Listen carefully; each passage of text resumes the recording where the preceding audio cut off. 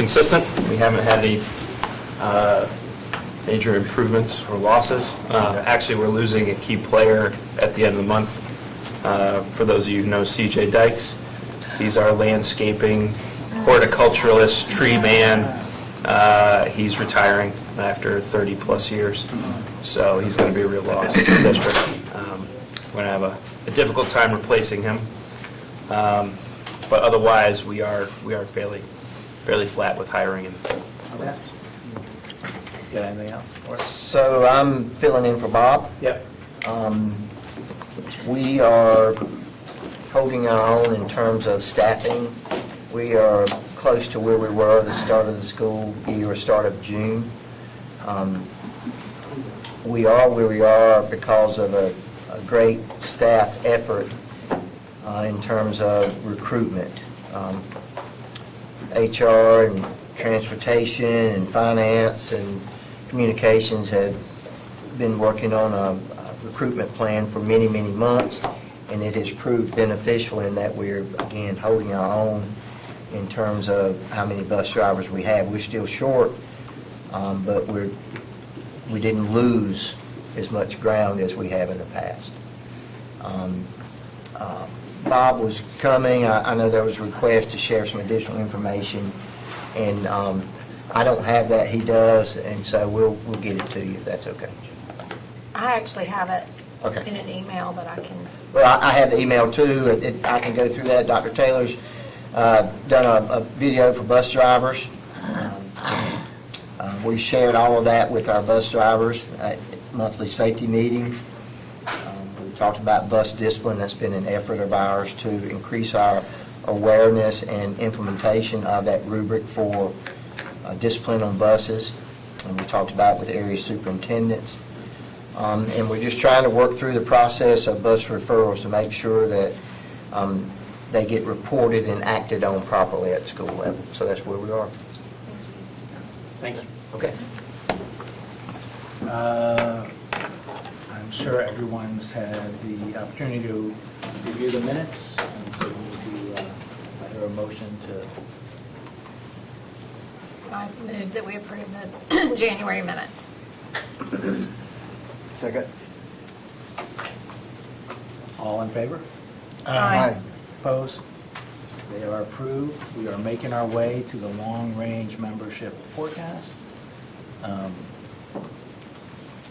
floor is yours. Thank you, Mr. Hershey. And we're going to have the PowerPoint up in just a moment. But I'll go ahead and start introducing some of our co-presenters for today. Thank you for giving us some time to do the formal presentation of the 2023-24 membership forecast. We have to my right Ms. Michelle Bendito with Wake County Government. She is the Budget and Management Services Director. To my left, we have Dr. Nathan Dollar, Director of Carolina Demography and UNC Carolina Population Center. That is a mouthful. And to his left, we have Mr. Christopher Dick, who traveled here to be with us today, also with Carolina Demography and also Demographic Analytic Advisors. Additional team members, it seems like it might be a small team, but there are quite a few people that are part of this effort annually. Just to highlight a few of those, we have Ms. Sandra Honeycutt, Ms. Susan Pulliam, Ms. Kim Van Wyn, Ms. Alex Dalton. We have Wake County Government's Ms. Sharon Peterson, Ms. Lindsay Davis, and numerous other staff members from both Wake County Government and Wake County Public School System. We are so grateful for all of their help and support as this is a collaborative effort.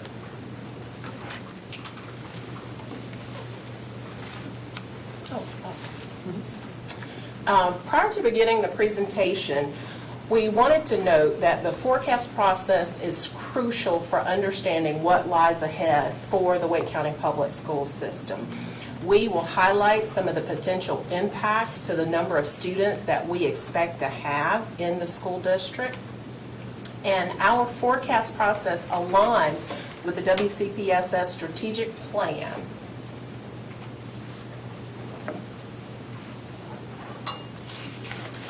Some of the definitions on this page, you'll probably get tired of hearing me say this, but we need to reiterate those.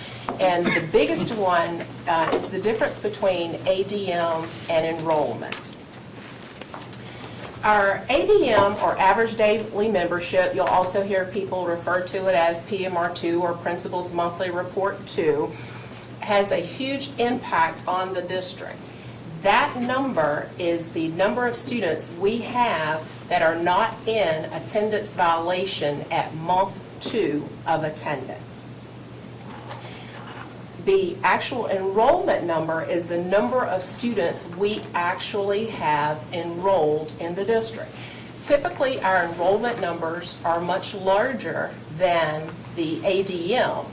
We really noted that during the onset of COVID because that gap became quite wider as students were out for varying issues.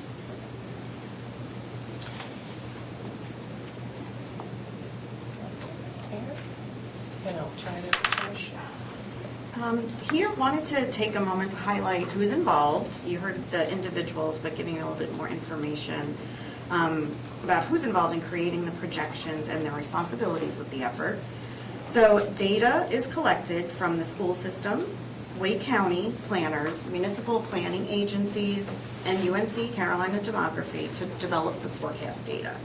On this team, the school district is primarily responsible for providing the student membership counts and data related to the membership trends.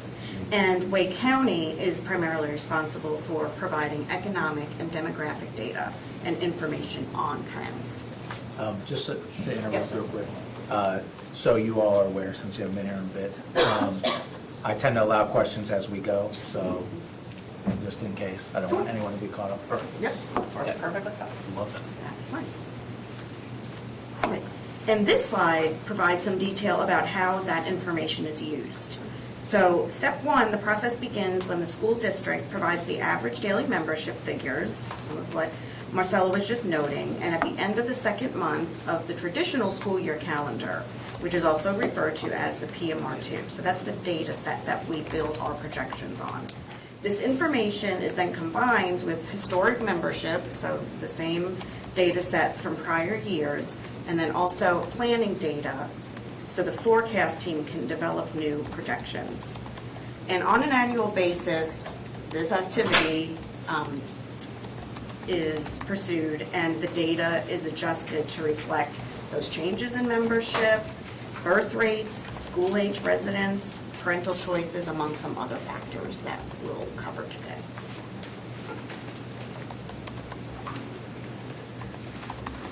So for the 10-year forecast that we will be presenting today, we've made using the following assumptions and parameters. COVID-19 had an impact on membership in the school system and across the country and really across the globe. And so as we have developed this projection, the model ignores the impacts of COVID-19 in FY20 for projected years of the forecast, and instead is based on observed transitions between 2017 to 19 and 2021 to 23. We just are kind of not recognizing that there was kind of not replicable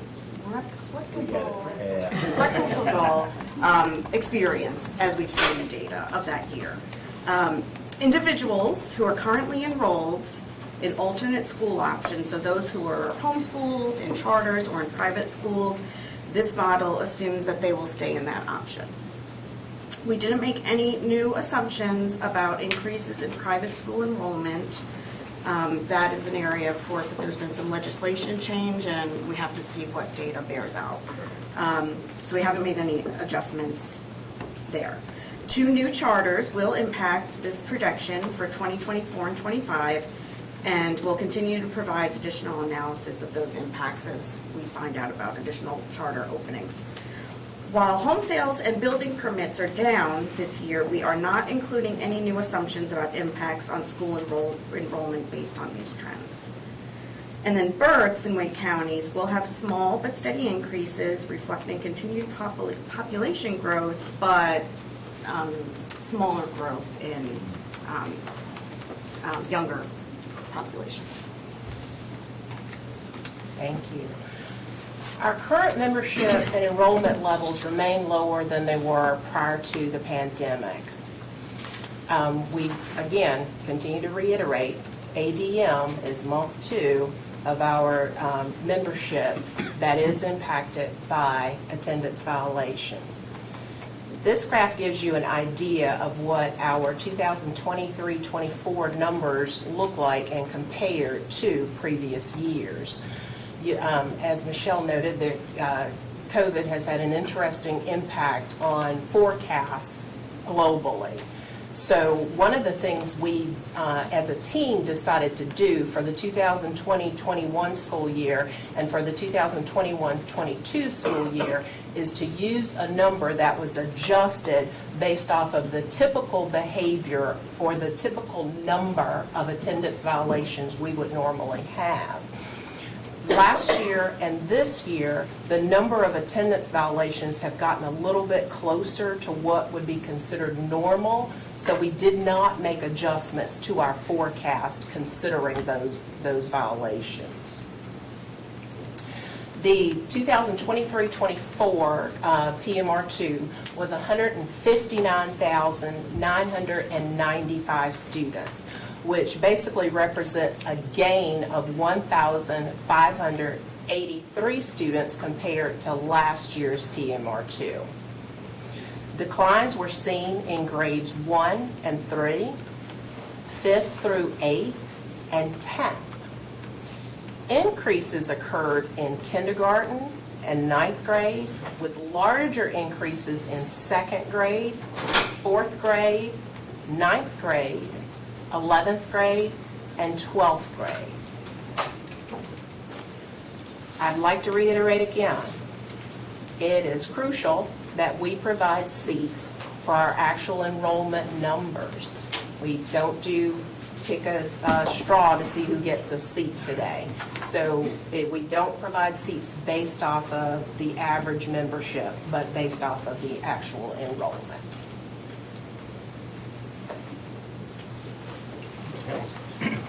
Thank you all so much for having us today. It's a pleasure to be here. So looking at recent changes, Wake County is the second fastest growing school district in the state, and it's one of 4 in the state to experience growth year over year compared to districts that are close in geographic proximity and those that are close in size. Statewide, enrollment decreased by approximately 4,013 students overall across all DPI PSUs, a decline of about 0.003%. Wake County Public Schools, in contrast, continues to increase enrollment. At the LEA level, across the state, 39 LEAs increased enrollment in 2023-24 compared to the prior year. 76 LEAs decreased enrollment during that same time period. And the only other local school districts that saw increases across the state were Franklin County schools, as you can see, Nash Rocky Mountain schools, and Johnson County schools. No other larger school districts saw increases year over year. So can you go back just a little bit? So as Marcella said, it does seem that we have started to see some regularization of these trends post-COVID, post-pandemic. Charter school membership increased last year, as did private school membership in Wake County, but homeschool declined as those students who stayed home during COVID-19 likely returned to private, charter, and WCPSS schools. On that note, and we can go to the next slide now, the biggest X factor that we have when thinking about forecasting membership moving forward is this new private school voucher law, unequivocally. That triples the budget for the Opportunity Scholarship Program, and it removes the income and prior school enrollment restrictions. This raises new uncertainties that we're actively trying to figure out how to address with our partners at the North Carolina Department of Public Instruction and the North Carolina State Educational Assistance Authority, so we can incorporate those changes effectively into our forecast moving forward. Question for you. Yes, sir. When you analyze this stuff, are you looking at other states to see the impact of similar So when we're currently doing the WCPSS forecast, we're not incorporating data from other states, but when we look at. Trends, I mean. Yeah, when we look at other states who have implemented similar policies, we certainly are looking at how that has affected enrollment in the short and long term, for sure. So on that note, we'll turn to market share a bit. So school, as we just said, school choice options have been a focus for large school districts like Wake for quite some time, and understanding the potential impacts on market share is the big question that we have moving forward. The data here is based on WCPSS charter billing, and of course the data reported for home and private schools comes from the Division of Non-Public Education at the North Carolina Department of Administration.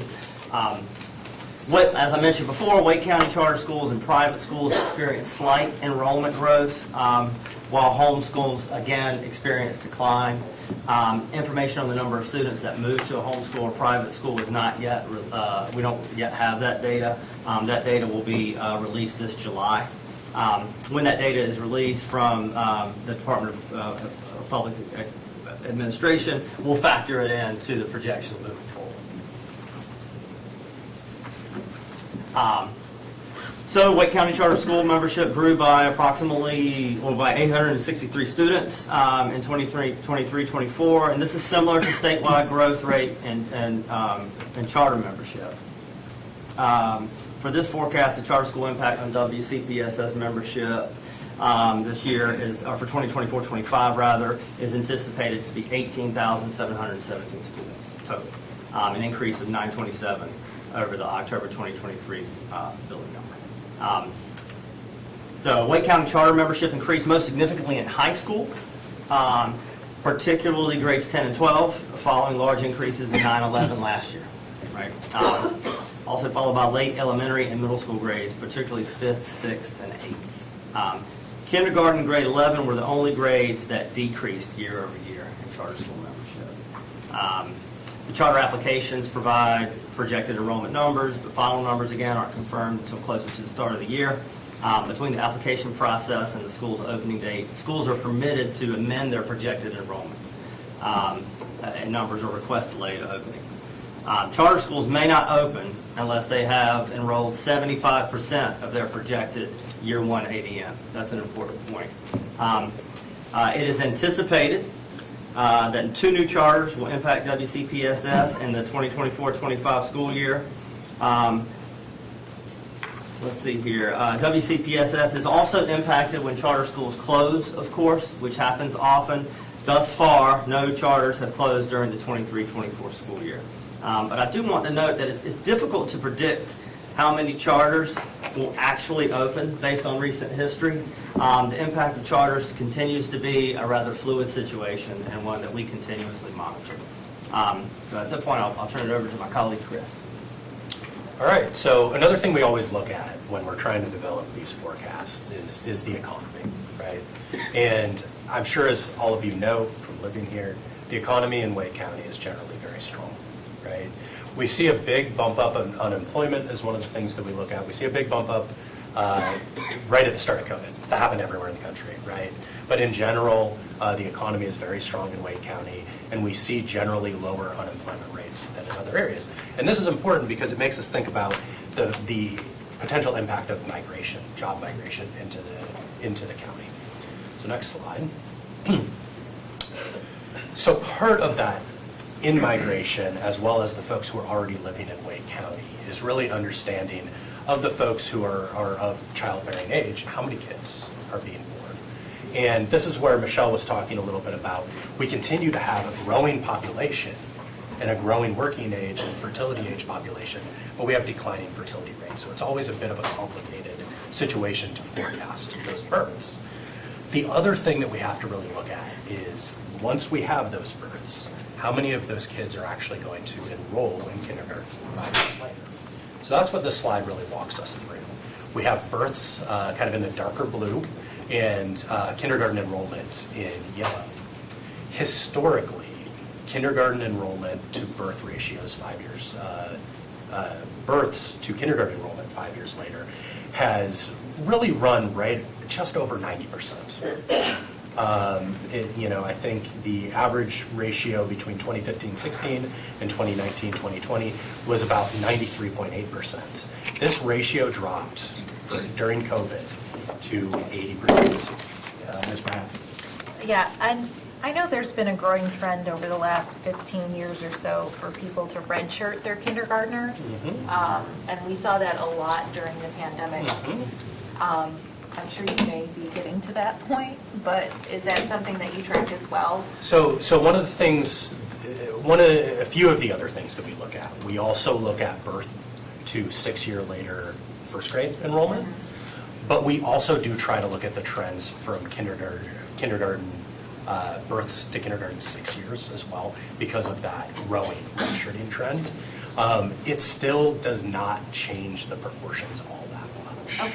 So we still use this as the input to the model, but it's something we continue to look at.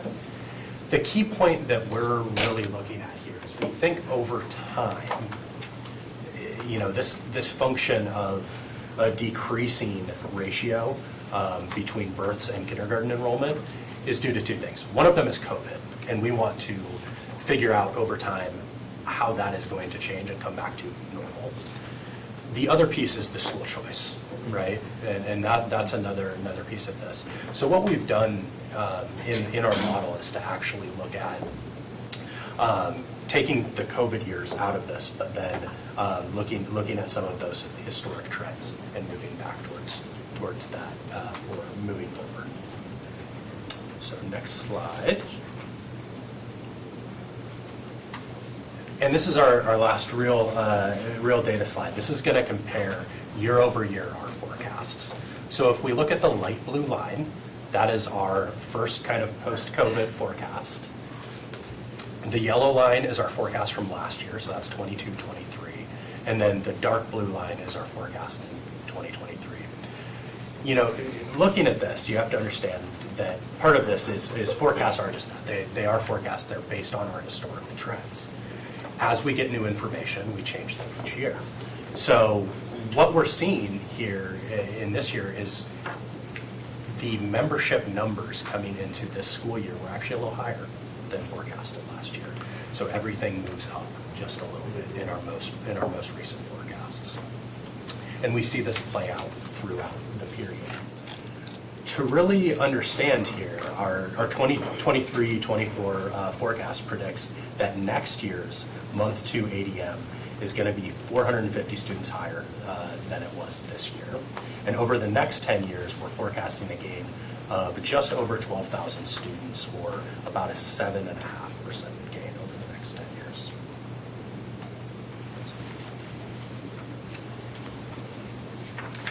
As the team shared, the charter billing numbers are pulled at the same time that we get the PMR2 data, so that all of our data is comparable. As the team has just reiterated, predicting people behavior and different choices is an interesting challenge. COVID, of course, greatly impacted that.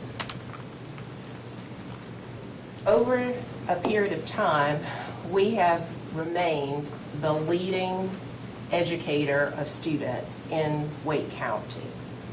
At this point, we are predicting we will continue to be the leading educator of students in Wake County. Therefore, it's very critical that we continue to provide for programmatic enhancements in the classrooms, improvements for our structures through the capital improvement program, and also we've had some conversations about marketing and just basically going out and tooting our own horns.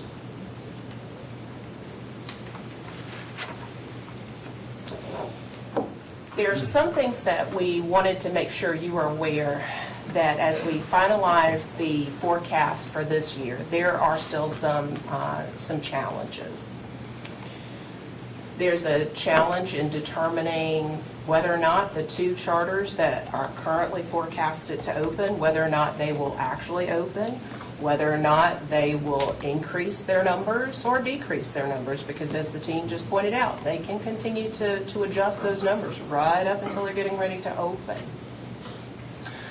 across the nation, all the kids that were quote-unquote missing as a result of COVID have not returned to any form of education. So how many of those students will continue to come back? How will the current inflation for home sales impact your schooling decisions? And how much will school choices like homeschooling that were made during the pandemic, how long will that persist? And how well will those charter applications actually build out?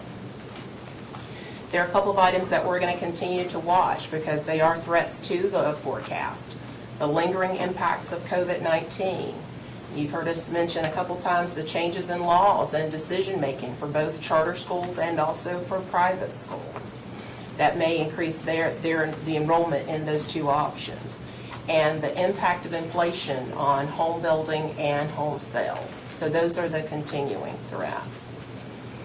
As backup to this presentation today, we have provided a copy of the memo to the county and also to Dr. Taylor, a copy of the executive summary that gives all of the charts and background data and considerations for the forecast, a copy of the 10-year projections, and I'll forewarn you, it's best to look at it on a computer where you can zoom in and out.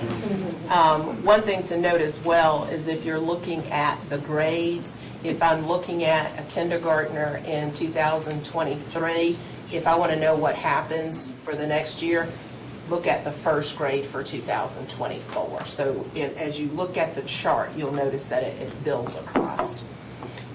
We have also provided a copy of this presentation. And that concludes very high-level details of the information we pulled together. And if there are additional questions, we are here to answer them. Thank you. Who is involved in the marketing conversations? You mentioned marketing. I think the General Assembly has put us in a position to have to invest in that, and I think we should be investing in classrooms as our priority, and I know that we do, but we are in a position to compete. So who's involved in those conversations, and what more can you tell us about that? Thank you for that question. I will share, and I'm going to turn to Dr. Taylor in just a moment. When we shared data with SLT chiefs and the superintendent prior to finalizing the information to load into Assembly, that was one of the conversations we had as far as being a challenge. I think a lot of times people think, well, communications should be handling that. So, no, communications and marketing is a little bit different. So I think part of that conversation in chiefs and SLT and the superintendent was acknowledging the fact that and you saw on that slide a minute ago, as our market share continues to chip a little bit, that is something that we've never had to do that in my nearly 30-year history here, but it's certainly something that needs to be at a forefront conversation. Dr. Taylor? Yeah, I mean, the general idea is that we've never had to really market ourselves, but we now see that we definitely have to do that, not only when it comes to how we retain students, but also when it comes to faculty and staff that we have.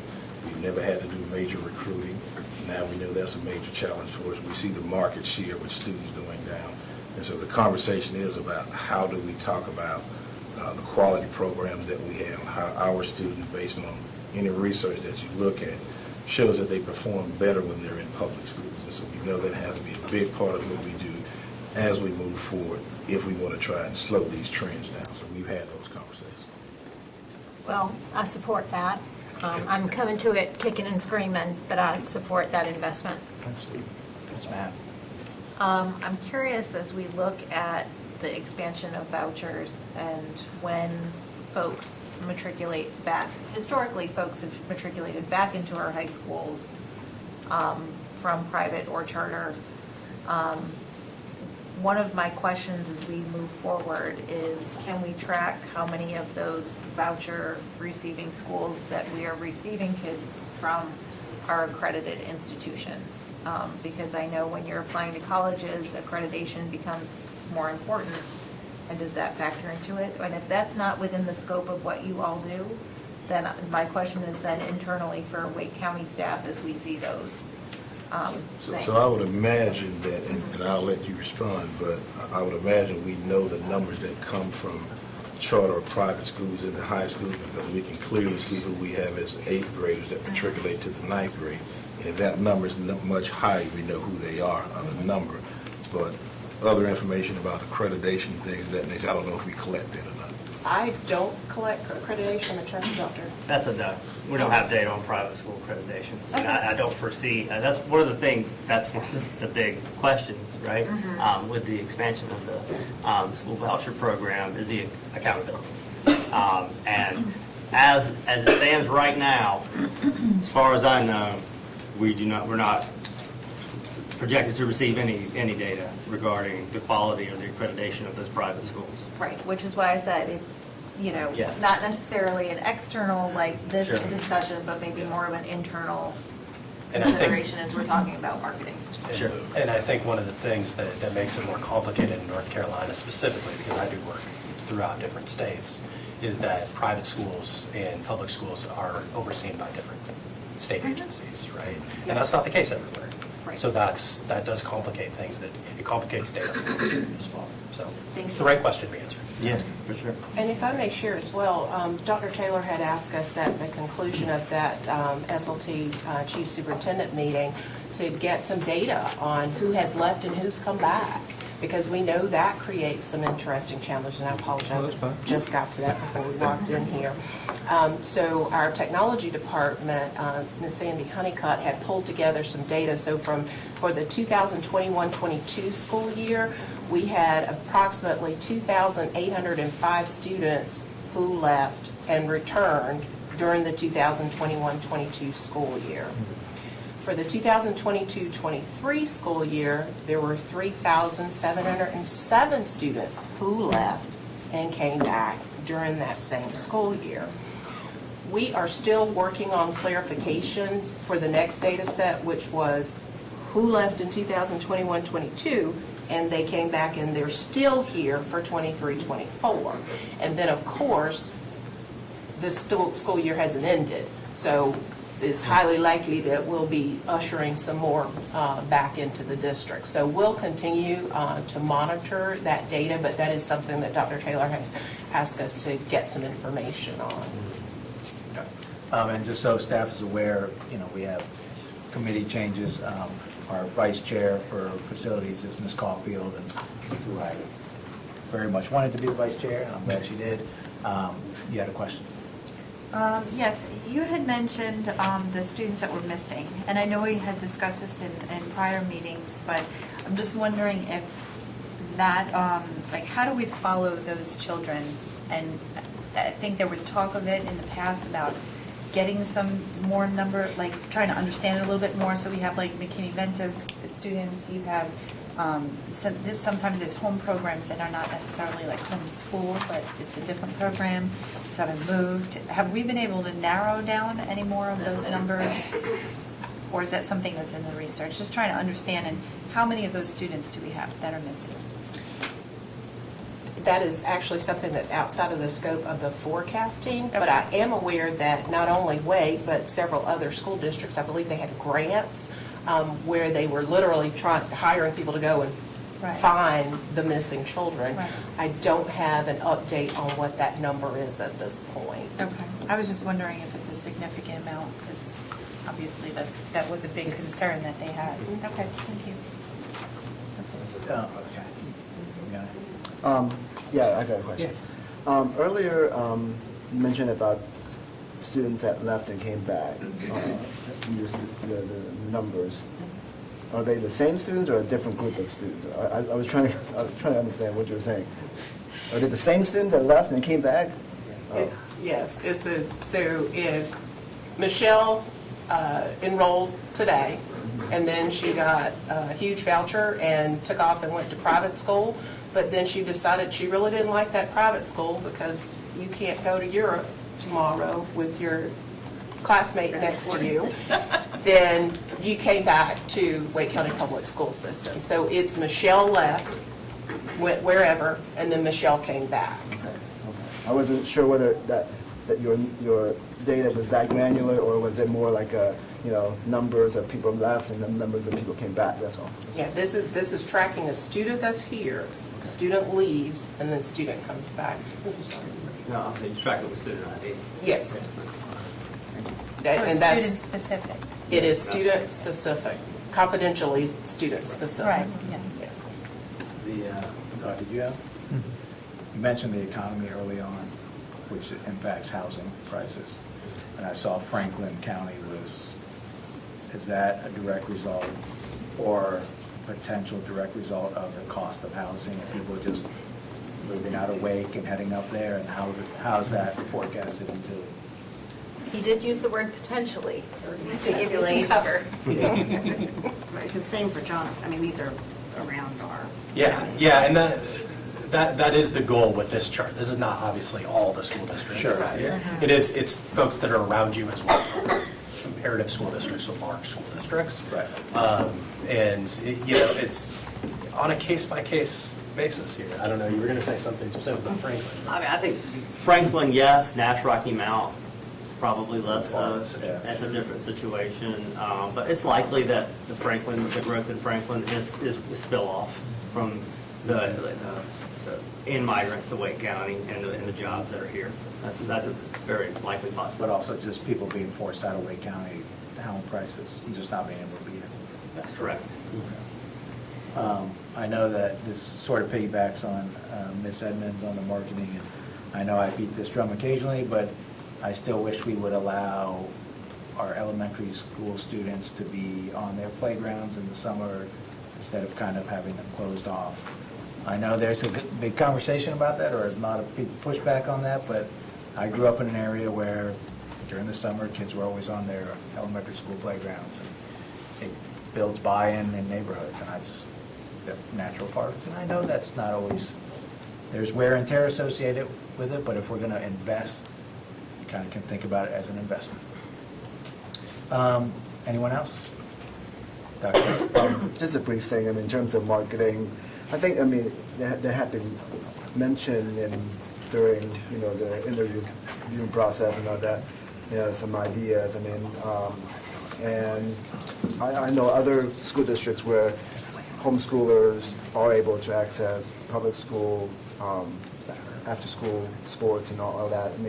Is that something that can be in the mix, to think about that? To bring the kids in, at least to get them a taste of what public school is like? Districts really all over the state have relationships where they allow homeschool students to access courses. Sometimes it just depends on what it is they want to access. I know that has some impact on ADM in terms of what we get credit for. But I certainly think those are the kinds of opportunities that we can explore to give them a taste of what public school is like. When it comes to some high-level courses, I'm not saying that parents can't teach physics, but some don't want to. And so a lot of what they do is enroll with NC Virtual, but they also have relationships with LEAs. And so I don't know, as a PSU, I've been trying to change, I've been saying that for 30 years, and we have to say PSU is hard to do. But do we have any of those kind of relationships with homeschool students that I wouldn't be aware of? But I am probably not, I was looking to see if we have. And so as I said, that's a possibility. I know some LEAs do. It's not a large number, but those possibilities are there. We have people that we are, like the people who reside out of the county that, we are asking them to pay tuition to be part of the school, but, is that something that we can also utilize as a way, okay, you want to come in and experience public school? Well, there's you can try this out with, pay for this certain class, whatever. That would be a, possibility. Well, and there's been some state legislation around that, that if it had passed, would have allowed, parents to come in, say they're homeschooling their kids, but then could come sign up for a public school PE course or a public school music or arts course. Those have never been passed in like both chambers at the same time, but it's something that's out there. So, if it's something that's coming and we wanted to get ahead of it, maybe you could do a pilot program or something like that. Just sort of, like you said, use it as sort of a marketing hook, but, I hear that, we'd have to have a conversation at another meeting, but I hear that very differently because I hear it as voucher recipients having their cake and eating it too, where they've got access to the voucher, they get, their private school, whatever that is to them, and then they get to dip into the public services à la carte, as they wish, and not necessarily buy into the public school system. So I think that's a slippery slope, and I'd want to have more conversation about that before I were to support something like that. And so I'm talking about homeschool students, and so I don't know if, or surely there may be some PSU that does have a relationship with private schools, but everything that I've seen has really been with homeschool students. It's something that the parent wasn't able to do. And they No, have a thank you. relationship. Yeah. Thank you for that distinction. If that's what we're talking about, that's a different conversation, but, yeah. That was my Okay, intention thanks. too. Anyone else? I guess just the only other thing is that as we're trying to predict the impact of the voucher program on public school enrollment, one thing that would be nice to know would be if we had any forecasts on how long it takes to stand up a private school, stand up a new charter school, because we know the process for opening a public school can be very lengthy and involved, and we know a lot of the alternative private providers don't have to go through the same process. So right now, I don't expect next year we'll see a huge dramatic jump because there's only so much capacity available in those schools, right? You couldn't lose 30% of your market share because there's not that many private or charter seats out there. But over time, how quickly could private providers build the facilities, hire the employees, get whatever accreditation they would need to be set up? If we knew that, that would help us plan a little bit further in terms of projecting that impact. So the easiest way to predict charter schools is simply to look at who the state board approves. And so you will absolutely see that list and who it is. And if a private school decides they want to now convert to charter, public charter, and get that funding, they can. But the only, and it's not a big deal, but they can have a set number that they're going to come in. We project 500 students, and they can actually adjust that number pretty close up to almost when they open it. So you will have an idea of what that impact might be when they first begin to take applications. As they move closer to that date, they'll adjust that number down to meet the legislative mandate so they can open. And we only get a 2-year look ahead on the charters. Ms. Pulliam just noted something else for me based off of the conversation we were having a second ago, and that is... For the students who maybe are participating in homeschool, if they are Wake County residents and you make a decision to allow them to participate in our program, we couldn't charge them tuition because they're Wake County residents. So I just wanted to clarify that, but we certainly would have dual enrollment questions that we'd have to sort through. But I just wanted to clarify that if they're county residents, they're already eligible for our public schools. I was just going to add to respond to your question. It's a really great question. We don't necessarily have data on how long it takes or even the requirements yet to set up these private schools.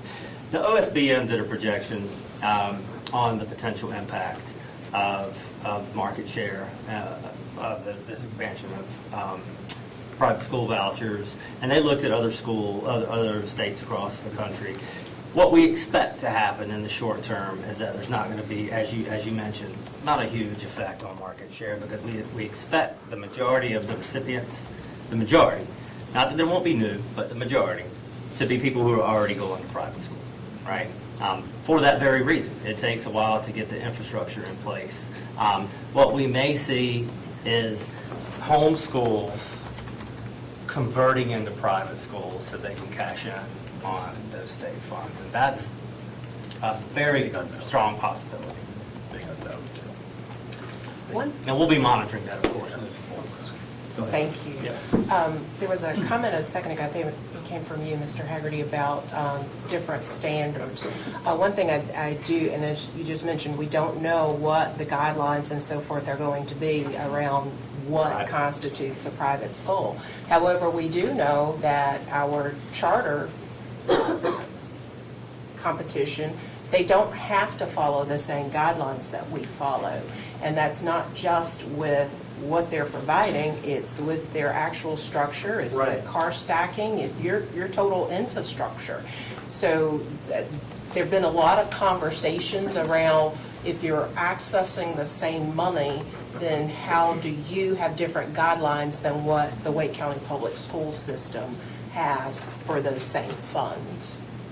Oh, it's the flexibility. It's a flexibility issue, and that's preserved in state law. You know, so you could set up a charter school in a shopping center in whatever commercial space is there. It might not have the same queuing, the same carpooling, lunch facilities, any of that, but, I mean, that's intentional, right? It's not that, oh gosh, they forgot to do it this way, or it's unfair. You know, the thought was they wanted the schools to have that flexibility, and so they do. And so then, my question, you know, what I look at then is, for some of the process, there's an administrative process. There's been a charter school that was founded with the idea that it would be located in western Wake County in the Morrisville, West Cary area, that's been up for approval for years and has never been approved, right? Part of that because of the difficulty finding spaces, part of it going through the review process. But then there's others that can just go into vacant space and get set up and go just like you'd be opening a private business. And that's sort of really what I was looking at, and how long does it take if you know you have a successful private school franchise, or I'll call it a charter school franchise, a series of charter schools with similar founders that want to open multiple locations. You know, how quickly can they turn that around to meet more demand? Both going through the administrative process and the review board, or for a private school, if they don't have the same accreditation, how quickly could they open that up?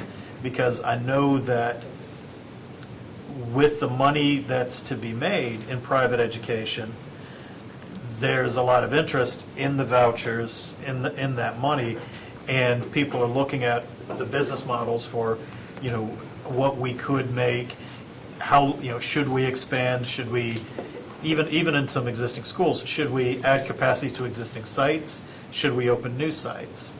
And that's just some of the calculus in terms of long-term, trying to figure out where that our curve might go so we can plan better our growth and our construction needs. If I may make one last comment. One of the graphs that you'll see inside of the executive summary, it shows the charter schools that we currently send money to. They are not all within the border of Wake County. Right. So one of the things we question, but we still don't have an answer for, is whether or not private would follow that same window. I mean, we just, those are questions we just simply don't have answers to. So when I was asked to pull that current list of private schools, we went ahead and pulled everything surrounding Wake County. So the possibility of where all that money could potentially go would be broad if they had that same flexibility as the charter schools. And that makes perfect sense. I mean, if you look at western Wake County, the land scarcity, you may not be able to build a new school out there. So for someone to be able to go to a private school across the county line, and Durham or Chatham may be a closer option for them. So we really could lose potential market share to somebody just because of, you know, someone trying to go to a more proximate school. And I would assume they would base it on your county residents, you know, for the impact on the school district. I don't know how that could be different. But they would still be eligible, right? There's nothing that would restrict them from crossing that county line. Absolutely. So I was just looking at Wake Park. Yeah. It's actually not Wake Forest. It's like Is it Franklin? across the border in Right. Dutchess. Yeah.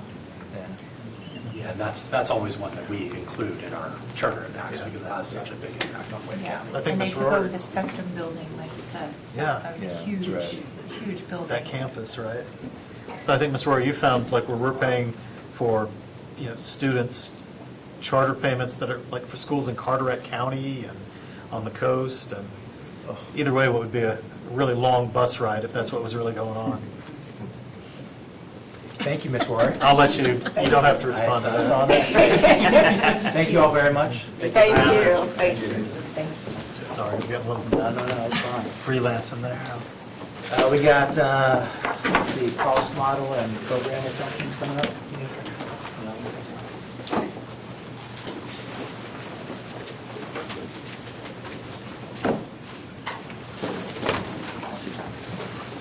Just you, Dave?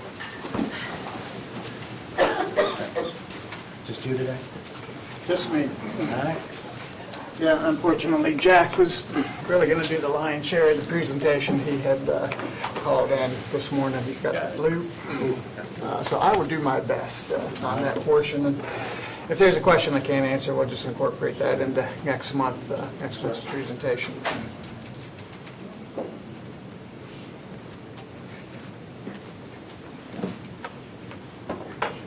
You ready?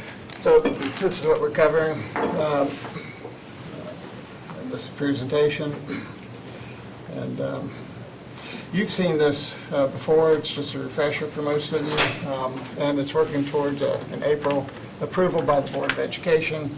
You'll notice the red text and the star. That's a typical date. I know this year it's not going to be a March joint Board of Education, Board of County Commissioner meeting. We understand it's going to be in April. I need to keep up with my windows here. So that's what I was just talking about.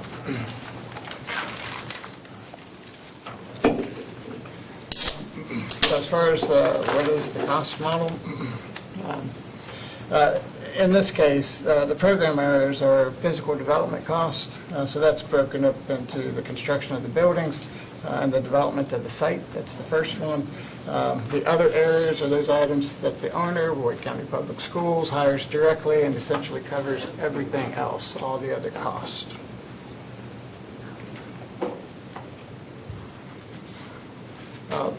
This essentially are the inputs that go into the model. We will go into the more information on this as we go through. But you'll see it's key activities. A lot of the standards that we look at, it looks at actual bid cost compared to the budgets and things like that. We'll cover that in just a minute. If I'm going too fast, just let me know. So this is one of those components. You're already familiar with these. The takeaway from this slide is that on the first two bullets, we have no recommended new changes. Recall we're updating the design guidelines. That's the process that some of you participated in recently. And we do that because periodically you have to update the guidelines. It's just that time to do that.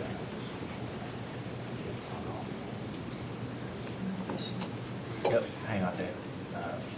Just call. Sorry, and No, this don't- may come up in a different meeting or whatever, but when we're talking about the design guidelines, you said not much has changed, but you did mention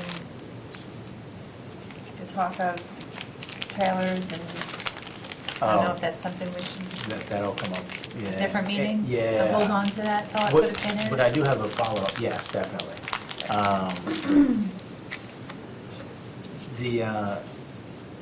You said the design guidelines, were you referencing the values workshop? Or something Yes, different? that's part of the effort. So there were no, based on that? Right, so we have three items. It's the design guidelines, the learning environment, and then space standards. Right. So one of the things that we've already presented to you really is the next item, and that's the space standards, and that's where we made those adjustments. We right-sized those spaces. In some cases, they got larger. In some cases, they got smaller. Overall, we were able to save square footage on each of the elementary school, middle school, high school designs, which was a good thing. Going back to that, so as they're putting together the cost model, they aren't recommending, that we need to change the design guidelines, the learning environment guidelines for the cost model. But that's something that needs to be done periodically anyway. And so it is going through basically a routine update. And that's that effort that we're going through with DLR group. Part of that was the values, thank you, the values workshop that we did. Ms. Caulfield's question, we will be broaching that, and I'll update you, I had a conversation prior to this meeting on trailers, and made sure that that specific ask, and you can talk to Ms. Roy about this after the meeting, is in the, there was a conversation related to this and trailers, and that I'm going to direct her to you after this meeting to kind of give a little update on where that's going. Thank you. So this has been presented before, and again, this is the right sizing of the spaces, and they're shown today as reference. Oh, Ms. McNabb. Is this, we kind of moved a little bit and on project by project from, speaking of trailers, from having trailers to having more space Yeah. within.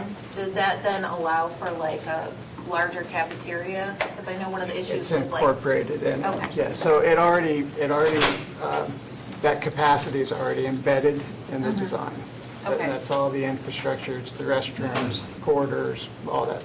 All right. Thank you. And essentially, just moving that space inside as opposed to being outside. And Elizabeth, please chime in if there's something. This was a summary of what the possible cost savings are for elementary school, middle school, and high school. There are many variables, so that's why I want to say possible. And in this particular case, we used $300 a square foot for the building.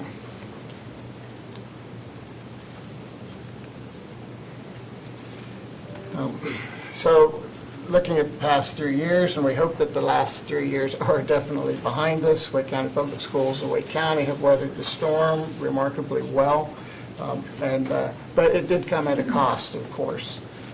The public sector, as far as looking at the high-level summary and the factors that are involved, the public sector construction is cruising right along, while there is a bit of softening of the private sector, which is a good thing for us, especially for contractor bid capacity, for availability of materials, and it's good for pricing. So that's the initial indication. That's how we're going into this next fiscal year. Got our fingers crossed that's actually going to be the case. So specific to the forecast, we're expecting to see more traditional escalation rates next fiscal year. That's the hope and that's the expectation. How did it match when we had this presentation last year? I'm sorry? When we had the presentation last year or something similar, there was an inflation kind of projection. How did that match up over the last year or so? Well, I'll get, actually, this slide right here does a great job doing that. So the 2023 cost estimate was $287 a square foot for the building, and it was $288 was the actual. So the delta was $1. Nice. Which is phenomenal. Yes. That's remarkable. Now, the site has many more variables, especially at the budget phase. You may not even have the site. So you really have no information on the site. So that's definitely a swag. In this case, they were $44,000 per acre within that. This is based on Pleasant Plains Elementary School and Bowling Road Elementary School. Just approved Bowling Road Elementary School's GMP #1 last night.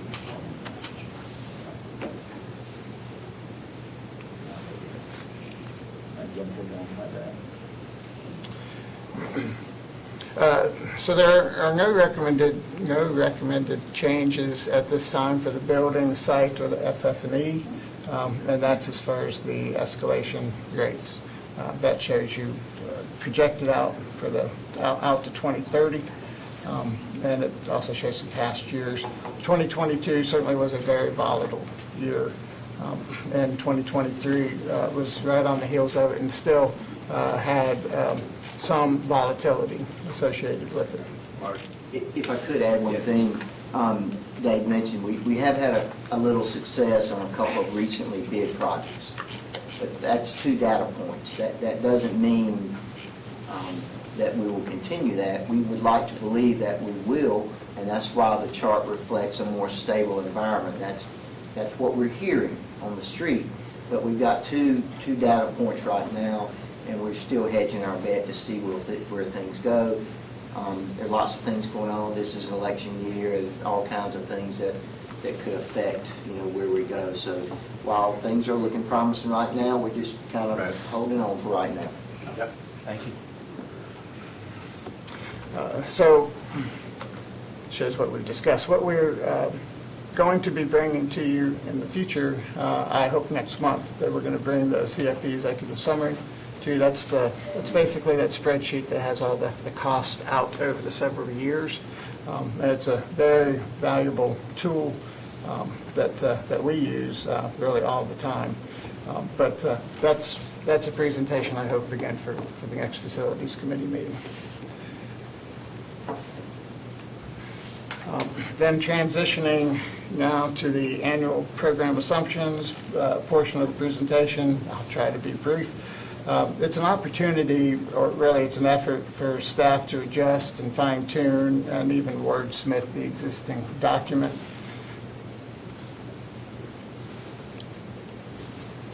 Here are some of the major items that were included, that were modified. So overall, we cleaned up the document, we reformatted it, we got rid of some strike-throughs and some highlights and some different colored text that were in the document. We also replaced the word trailers with flexible capacity. Again, not everywhere, but in many locations. I pursued this format, again, trying to have something that might actually be readable, legible from this distance. It's a challenge. Yeah. I didn't include what it was, what it is, because there was no way, for that. And so this is what it was changed to. Probably I don't need to go into every single item, but if you have any questions on any of them, I'm happy to try to answer. More of the same. That bottom column, row, you've seen that. That's actually data that's on slide 7. And again, we were just updating the document.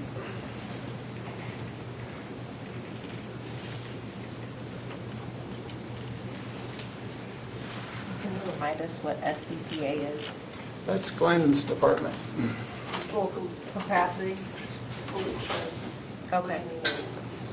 Son. Any other questions? You're good, I'll ask you later. Dr. Ham? For new builds in elementary school new builds, I mean, looking at the square footage would be decreased, is that? Yes, there were That's correct. decreases. All the schools would basically Yes. decrease. Are we also taking into consideration possibility of smaller class sizes for, the 4th and 5th grades and all that? Are we? I mean, if you want to. Smaller class sizes, you're talking about individuals, student, smaller. Pending legislation? Yeah, right. Or Yes. a change in legislation? We have not adjusted the capacity model at this time. We have already run some studies that would give us an indication on what the impact would be to both our existing schools and what it would look like for future schools. But we have not adjusted we've adjusted the capacity model, but we've not gone ahead and said, thou shalt go ahead and reduce 4th and 5th. So we do know what that impact's would be if it in fact came to be. I mean, I just wonder whether, decreasing the square footage, but what if, happens that this legislation does come, and then what happens? Do we have the space to, accommodate those smaller class sizes? Well, it would be a challenge, because if you recall, some of the conversations we've had in the past is that we put 2 classrooms inside 1 class space. So I won't say it will not be painful. Yeah. It's hard to predict what's going to happen with that, and I think all of these things that we're looking at today would not go into a building design that would then be built until what year? Well, if we had the funding, Approximately. yeah, it takes 3 years. Yeah. A year for design, 2 years for construction, just in general terms. Okay, so it's 3 years out, which doesn't help in the immediate, but I believe like we've done in the past with, I'm thinking like Apex Friendship Elementary School, where we were able to work and in the process make it a larger school so it could fit more kids by working with the site, but ideally that won't happen. Right, right. But the person who's been Right, sitting we're gonna- here for 8 years is going, it might, but ideally it won't. Yeah. Yeah.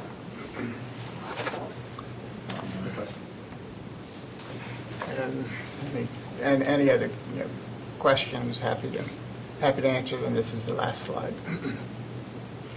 Thank you very much. Thank you.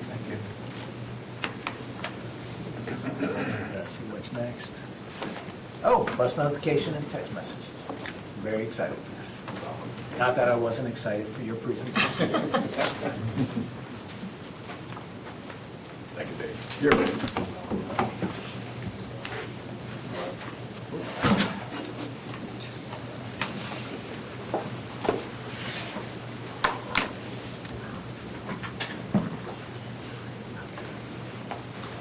How you doing?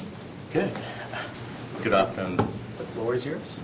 Good afternoon, Chair Hershey and board members. I think today I'm excited to really talk about the bus notification system. More than the presentation, we're going to actually show you the live demo. So if you give me a couple of minutes, we're going to set up the system, right? So Jeff is setting up that system right now. We should be ready to roll. This is not always great to see when you're doing a tech presentation. Well, it restarted. I know, I'm kidding. I can't resist. But I think while Jeff is setting that up, I just want to kind of set the platform. I think if you remember, when the school started, there was a lot of concern from the parents that they were not getting the timely notifications when the buses were running late, right? Obviously, the system what we had in place was not built for those multimodal notification systems. So we took the feedback from the board and also from the parents, what they wanted. So this system allows us to kind of completely automate the whole system. So that's what we want to show you today. Where are we in the process? I'm going to get ahead while this is. Well, from the technology side, we are ready. Now we plan to roll it out for a couple of schools, more like a pilot, to make sure that what we have done, even though we have done the testing, but again, when we roll it out, if there are any additional things we need to tweak it, we will tweak it. The goal is July 1, we should be able to roll out to everybody. Very excited. So this replaces our current updates that are on the website. From This the- doesn't replace, here comes the bus with the GPS? Correct, that's right, Okay. that's right. So right now, and but somebody from transportation team is here, they use a Google form. When the bus is running late, they actually input that Yeah. information that's fed into our website, right? So as a parent, if for some reason why hasn't the bus arrived at 8:40? It's supposed to arrive. I'm waiting with my child in the cold winter, waiting. I have no idea. So I need to go to the website on my phone, which is itself is kind of tricky because your phone is not aligned to the website listing. And I need to go to multiple steps to really get to that school and really figure out, is the bus is running late? How long? So that was a pain point, what is experienced right now. So this new system, well, Jeff is trying to set it up, well, when the transportation teams basically, and again, not in a Google form, this will be in a proper web application, and the data will be saved in the database, right? So you can choose which school, which route number is running late. Once you do that, you can actually trigger the notification via phone call, email, text, everything, right? So you are notified by multiple ways. So, in a cold morning, and you get a text saying that the bus is running 15 minutes late, you can tell your child, wait for 15 minutes, and then go. I appreciate this not only from the parent side, but I've been fortunate that my kid's school will send out the notifications, which means someone from the administration team is constantly checking. So it saves staff time as well. And so I appreciate that on both ends as a parent and for whoever has to monitor that Google Doc throughout the day. If they're able to, this takes that burden off of our staff as well. Well, I have a question. Sure. Is this, with this being replaced on the website, you can get this on your phone. Is it something that you can check as you go? Like, here comes the bus. If you have the app on your phone, you could actually track it. Like, my kids are in high school, so they would actually look to see, like, where is the bus? To know how long they had, how fast they had to move to get out to the bus stop. Does what you're speaking about now, does that give up-to-date information, or is that just check to see where it is? I mean, how far along it is? So there's not a GPS component to this. Okay. This is a partnering website and notification system that goes along with where Here Comes the Bus. What this does, and it was a paradigm shift from the actual current process. So the current process, you, as a parent, you're wondering, well, I got a hunch the bus seems late. You have to fetch it. Right. You have to actually navigate to the spot to actually see if there is an update that's pertinent to you and your student. What this does is flip it. This puts the power on the parent. We actually target the notification. So once an update gets to the transportation department, they go to a website that's really easy to put in the entry, whether it be 20 minutes late, whatever the update is. They hit submit, and a lot of things happen when you hit submit. One, a newly designed website will populate that information. It's also responsive, so you can get to it on a phone. It's not hard to navigate to. Plus, we're providing links per every school. So when you hit that link at the school, it goes directly to that school's update. You don't have to navigate or click anything else. It'll go straight to that update. Also, what happens is, it goes through the Student Information Systems platform, gathers the data that it needs, and then goes to School Messenger, and then it broadcasts a targeted message to that bus, just that bus, to the parents of that bus, and I will receive a text message and an email of what that update is. In the presentation that was provided in there, it shows screenshots of those two guys to where you can see an email. You can also see the text notification. Yes. Also, in those notifications, you also have the ability to link to the transportation site. You need to get back to that. It also has a link to the Here Comes the Bus component. So if you want to tie in the GPS component, you can jump to that. But the most important part of this, I think, we walk around with our phones. This is where you want to get the information. And a targeted information really shifts the perspective of this and the concept of this and gets it right to the person when it's needed. And it's near real time. Yeah. That's a very important, it's got to be, when I say near real time, it's within a minute. So this also helps parents, because I know if your bus breaks down and they have to shift, and I'm looking at Bob to make sure I'm doing this right, Here Comes the Bus doesn't always pick up that substitute bus. So if my kid is running late in the afternoon, and that's been marked by transportation staff, I have the notification instead of sitting and waiting, not knowing where it is because there is no GPS tracking. And I don't, I'm going to be honest, I don't ever go to the website because it's sometimes hard to find things on our website. And when I'm thinking and wondering where my kid is or where the bus is, it's not the first thing that comes to mind. So I think this then helps with peace of mind as a parent. I appreciate the fact that this is getting put out there, and I know this is more work for your staff, maybe, but hopefully not, and it's good. Yeah, it's a win all the way around. Also, one other thing I want to add, I know we're having difficulty with the live demo. I was excited to really show you in action, but just a bummer. Didn't that happen to Steve Jobs once? More than once. We'll be back. Right. Yeah. But I think one important aspect of the whole thing is all this data about the late arrivals by school, by routes, everything is actually stored in a database right now. So on top of that, we are actually building analytics, right, to really see what school, what bus routes are running late, why. So it allows us to actually do some analysis to see and put some corrective measures. So that is the power of that whole backend database and the website, not in a Google Sheet, but actually it's in a proper database, and you can do a lot of analytics and everything.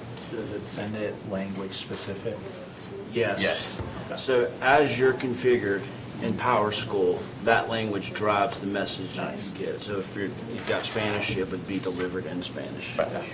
And just to piggyback off, extend a little bit of the thought he was talking about with the analytics, we've added the ability, every entry is saved.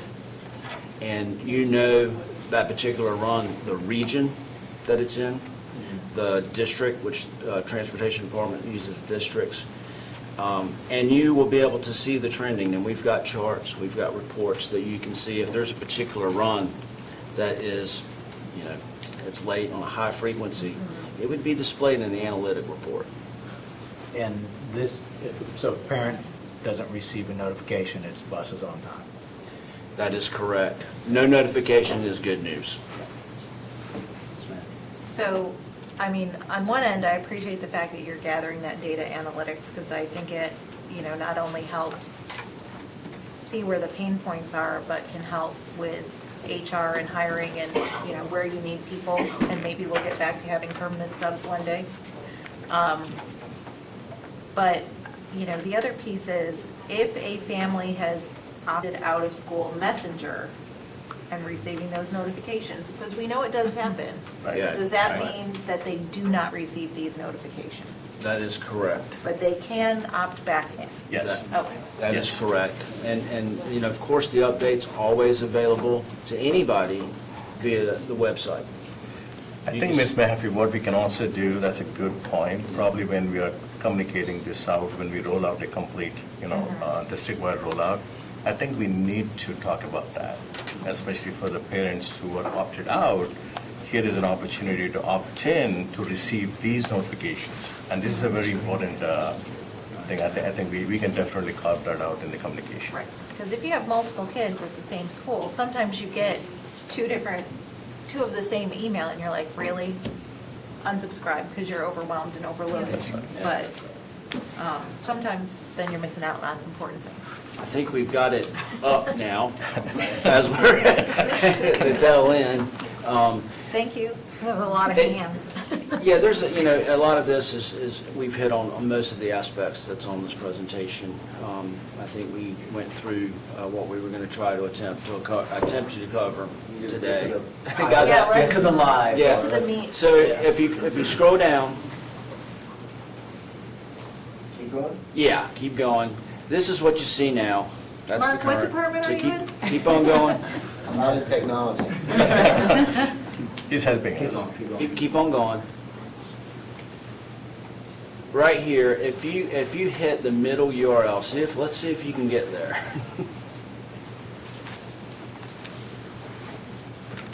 Okay, let me sign in. And see if you can- It's on security, I'm sorry. That's fine.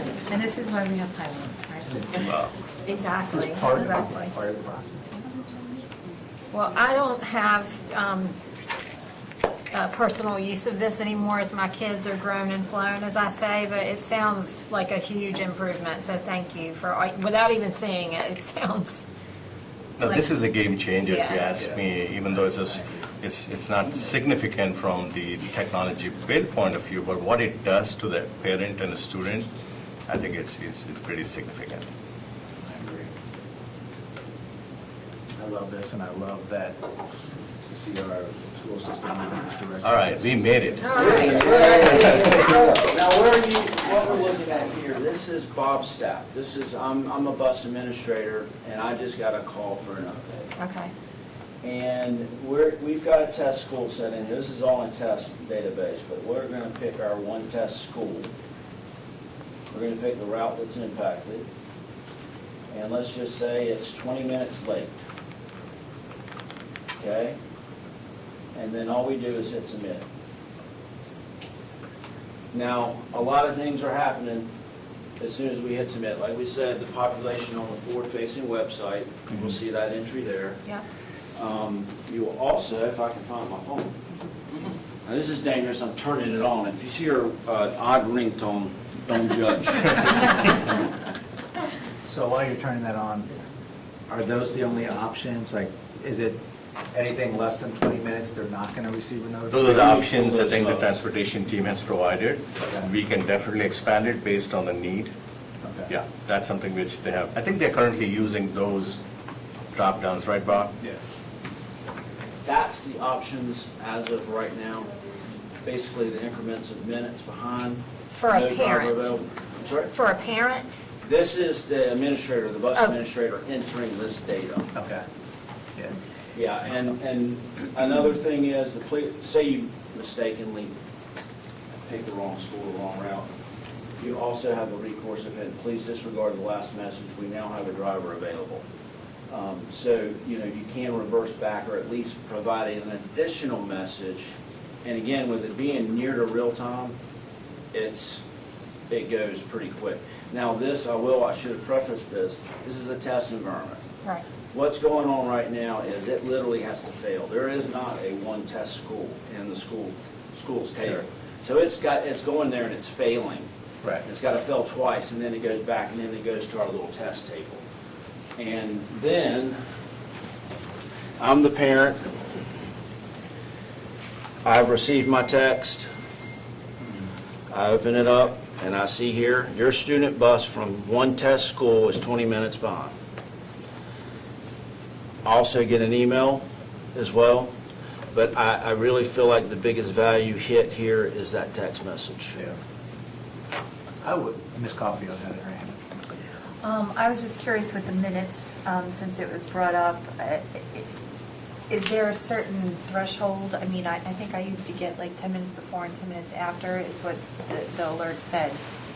But starting at 20 minutes could mean a difference for a parent that is sitting there waiting to, do I need to get somebody to cover my kid? I'm going to be late for work. Like, 20 minutes could be a big deal. Is there something that is less, or is it, you can't narrow it down to just 15 minutes because you haven't had enough time to figure out what the response is yet? Bob, you want to take that question? Yeah, Ms. Kaufman, these are the parameters that we've used, and because we've not received really negative feedback on them, this is what we set the system up to do. But as Sashi shared, we can change these to whatever they need to be. We could do 5-minute increments, 7-minute increments, whatever we want to. But for us, customarily, we say a bus is running late if it's 20 minutes behind. And, everything that goes along with traffic, bus drivers getting a 5-minute late start, students moving slower in the morning some days for some reason, all of those types of things. 20 minutes, we feel, is about the time we need to start letting people know that it's running late. But we certainly can experiment with it as we roll this out, and if we're getting feedback that that's not working for parents, I think we have the ability to change it. Is it based on when they leave? That's when you're sending out, like, it's left 20 minutes late? What happens if it gets behind in the middle of a route? If it gets behind during the route, we can do the same thing. At any point, we can go in and we can update this. Now, what I don't know is if that bus is serving 3 tiers, if it's already served the first tier, is it, I'm assuming we're posting the run, so it's only going to update the second tier and third tier if we post those runs. Yeah. Correct? Yeah.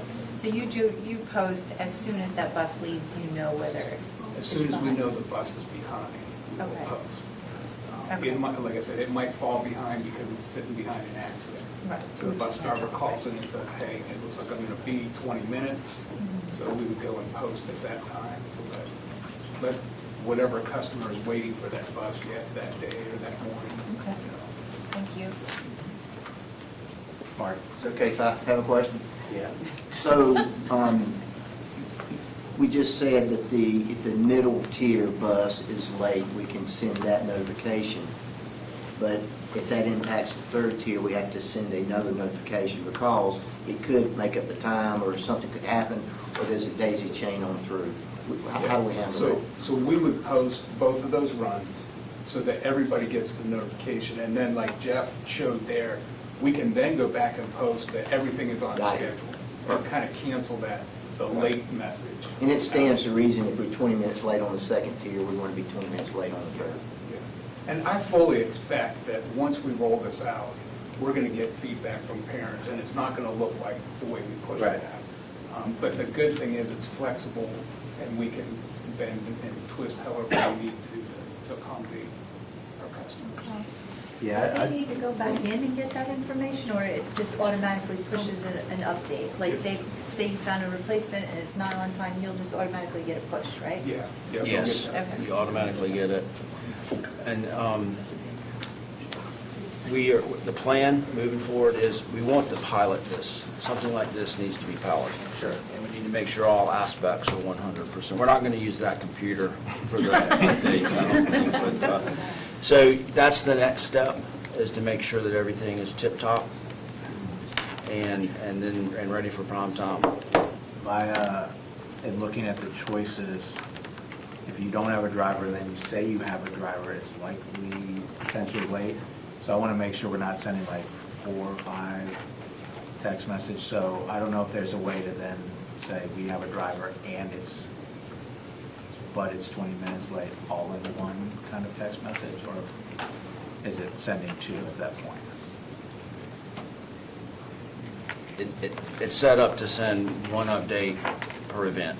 All right. Now, if you, The situation I'm saying. That. yeah, if you have a Right. situation like you Yeah. explained, you would have to have a description that fits that scenario and be able to pick that one. I would, for me, I would automatically build that in because I think it's all in one, like, we have a driver 20 minutes late, rather than we have a driver and then I get another text message, oh, it is definitely going to be 30 minutes. We can late. definitely see if we can combine those.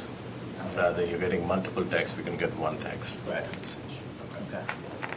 I'm excited to see it. I know we'll have some bumps in the road, unintended, so, but I love the direction where this is going, and I can see it evolving even more over the next couple of years, so I love it.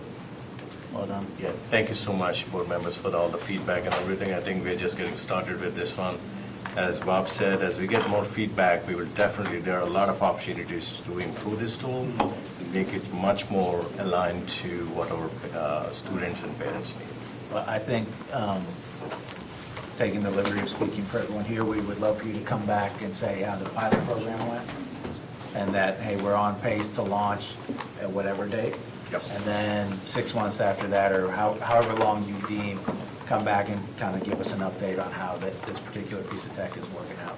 Yeah, we can even probably the 6 months update, we can also give you some metrics and analytics about what happened in the last 6 months. Yeah.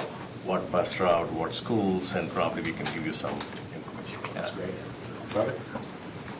Thank you so much. Yep. Thank you all. Yeah, it's great. Sorry, I had a All right, so we're going to do very quickly new business, 3-month forecast, and then roll into safety and security closed session. What's that? Retreat tomorrow. Friday. Friday. 9 a.m. Where? Oh, where? Crossroads 3, not the professional development building. 3? But the other one. I thought 3. Directly. I mean, I can't keep them straight. I know, I'm looking for her, It should be on the posting. Let me take a look. I'm looking for her email because it's not on the drop down option. Just a second. Thank you. We should have a notification system for children being Right? My child will be 30 minutes late. I'm still trying to figure out a notification just to. I love, so where I can maybe see it going is, I love when you get they will be here in 15 minutes, like if someone's doing work. To me, that's the next progression Yeah, after this. I have to say Life 360 is my family's, well, my children don't love it, but me and my husband. And my grandma, my mother, when she was watching the kids when we went away, she logged into it. Who did? Oh, really? Life 360 is a parent savior, I'm telling you. Right. Because it gives you like a bubble you can make, like they Let's make sure the, Are we ready? Yeah. Are we doing new the business? streaming is, Well, oh, we're we're doing going this to first. tie this into new business in just a second. Okay. Go ahead. Yeah, so just very quickly, just the highlights on this. Of course, next month's Facilities Committee is going to be the second Tuesday. Then after that, we switch to the, I think it's the fourth Tuesday in April and May. We did add on the May agenda the mobile classroom update, and you had specifically said you didn't want a trailer 101. We have clarified that and gotten that taken care Yeah, of. the mobile classroom long-range plan. Yes. And then athletics update at the May meeting. If there's any other questions, happy to answer them. Mark, there was an item that you wanted to add to the March schedule. Do we want to announce that now or later? So I'd really like to cover that in our prep meeting. Okay. To make sure that's where we want to go, and I Okay. think it is. And we need to do a little more homework on our end before we get to the prep meeting to discuss it. Got it. Okay. Ms. Caulfield? So I did have something that I wanted to ask about. I know prom season is coming, homecoming has already passed, and then we have some of the 8th grade dances and stuff that are happening. But I did see that there was some situations where students were not able to go to dances because the tickets were limited. So I just wanted to get some information about that, how that works. I mean, I understand that there's fire codes, I know that PTAs are the ones who handle it, but when you're going to a school and you want to sign up to get tickets, and it's like first come, first served, especially if you have year-round, you might be tracked out when the tickets went on sale. So I just wanted to get more information about that, and if there was any. Well, I may look to our chief of schools who just walked in the door and has no idea what the question was. You want to take that to her after the meeting, or? We can do that. I Yeah, we just can wanted take to a get some minute. more If, Ms. Ellis, if you information have a about it. second after the meeting, Yeah. we'll just talk and try to work that out for you. I wasn't expecting the answer, I just Okay, I wanted gotcha. to put it on the table of conversation. Yeah, okay. Any other new business or part of the 3-month planning? Okay, thanks very much. I think, do I have, Yeah, the script.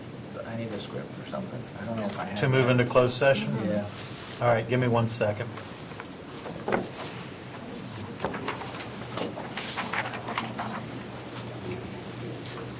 This is what was, had to get added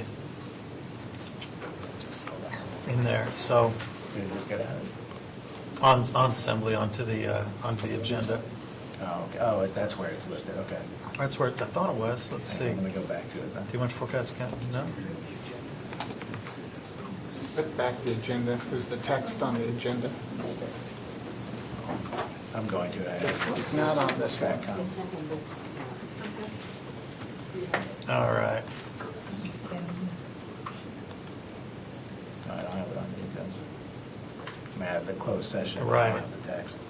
Give me 1 second, I'll pull up the statutory. Read the whole thing. That's what I do. I couldn't get like a practical graduate degree like this guy, I had to get one. I have 3 devices, I still don't know what's going on. All right. Not that one. One you had on at the very beginning. Okay. I don't know if it was on it or not. No, I didn't see that. Okay, Mr. Chair, Yes. I'd like to make a motion that we go into closed session to just consider confidential information related to student safety and privacy protected under North Carolina General Statute. Do I hear a second? Second. We have a motion and a second. All those in favor say aye. Aye. Opposed, nay? We are now in closed session.